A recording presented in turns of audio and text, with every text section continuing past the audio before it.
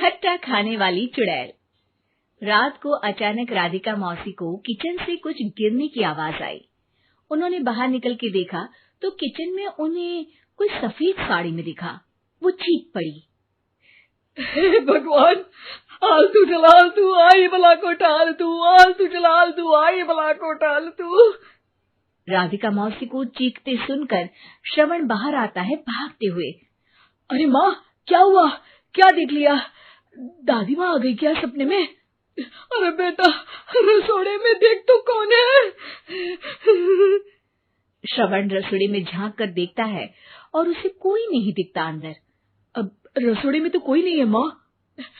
कोई सफेद साड़ी में नहीं है क्या? नहीं माँ, कोई भी नहीं है। चिल्लम चिल्ली की आवाज सुनकर काजल भी वहां आ जाती है। अब क्या हो गया माँ जी? अरे बेटा, रसोड़े में एक चुड़ैल थी सफेद साड़ी में। अरे क्या कर रही थी वो अंदर? अरे बताया नहीं, कल आएगी ना तो पूछ लूंगी। चुड़ैल जी, आपका क्या प्लान है? माँ जी, रात बहुत हो गई है, आपने कोई बुरा सपना देखा होगा, चलिए सो जाइए।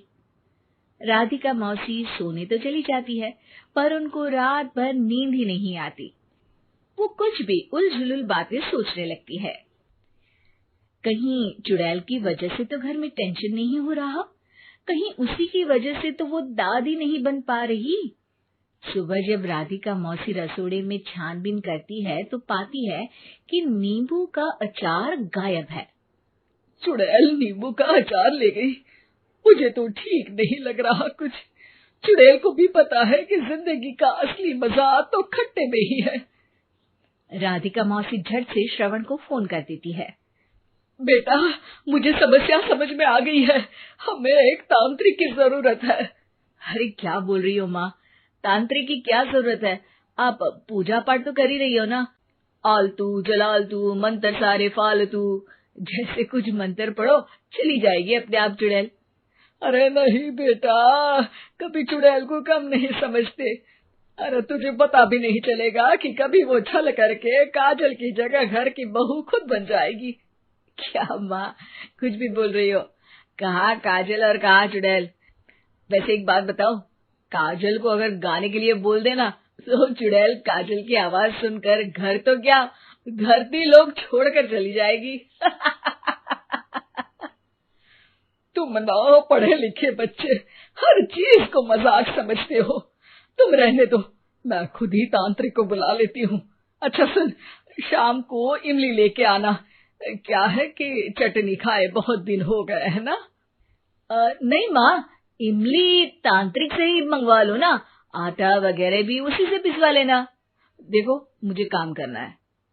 श्रवण रात को कई तरह की सब्जियों के साथ माँ के कहने पे चटनी के लिए इमली भी ले आया था, लेकिन राधिका मौसी के दिमाग में अलग ही फिल्म चल रही थी। उन्हें अब सिर्फ शक ही नहीं यकीन होने लगा था कि शायद चुड़ैल ने श्रवण पर अपना जाल बिछा दिया था, जिस वजह से श्रवण उनकी बात ही नहीं मान रहा था। पर कोई नहीं, आने वाली रात में राधिका मौसी खुद तैयार हो गई चुड़ैल को पकड़ने के लिए। रुद्राक्ष की माला, तुलसी का पत्ता, हनुमान चालीसा सब हाथ के पास ही था, बस चुड़ैल का इंतजार था। और जैसा राधिका मौसी ने सोचा था वैसा ही हुआ। वो चुड़ैल उस रात भी आई, पर वो राधिका मौसी से तेज निकली और राधिका मौसी के उससे पकड़ने के पहले ही वो भाग खड़ी हुई। जरूर बहू पे साया है उस चुड़ैल का, तभी तो श्रवण के कमरे में गई है। और अगली सुबह राधिका मौसी पिछली रात हुए हमले में किन चीजों का नुकसान हुआ उसका हिसाब लगा रही थी।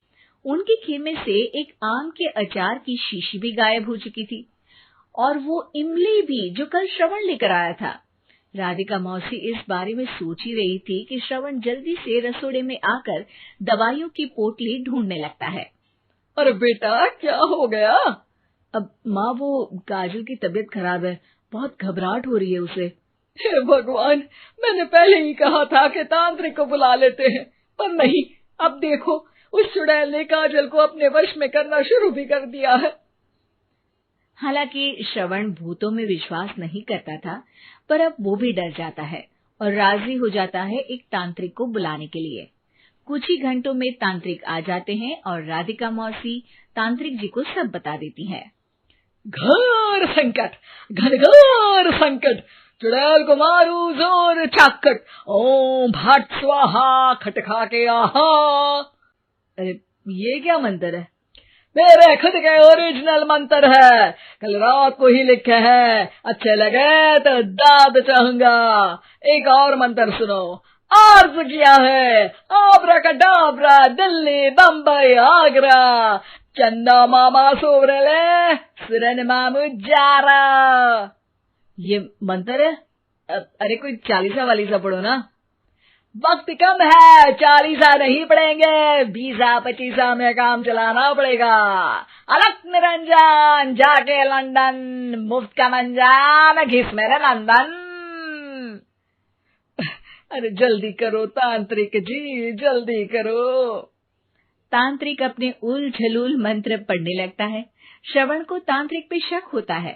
वो अपने एक डॉक्टर दोस्त को कॉल कर देता है ताकि कोई अनहोनी हो तो इमरजेंसी में चीजें मैनेज हो जाए। तांत्रिक धुनी रमाता है, जिसकी वजह से कमरे में काफी धुआं हो जाता है और जिसकी वजह से बहू की घबराहट बढ़ जाती है। अब भागेगी चुड़ैल। हाँ। बहू खांसते हुए धुएं से बचने के लिए बाहर चली जाती है। अरे भाग रही है, भाग रही है। पीछे पीछे श्रवण भी जाता है। बहू एक सोफे पर बैठ जाती है।